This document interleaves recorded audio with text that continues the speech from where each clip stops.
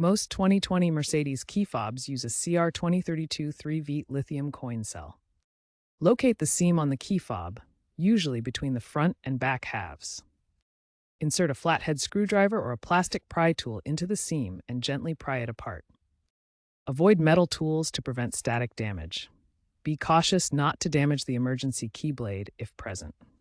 Work on a non-conductive surface and wear gloves to avoid damaging the key fob with static electricity or oils from your skin. Double-check that you have a new CR2032 battery before starting. The internal battery holder will now be visible. Once the case is open, carefully remove the old battery, noting the orientation with the positive side up. Insert the new CR2032 battery in the correct polarity. Incorrect orientation can cause short circuits. Snap the case back together, ensuring proper alignment. Test functionality by locking and unlocking the vehicle.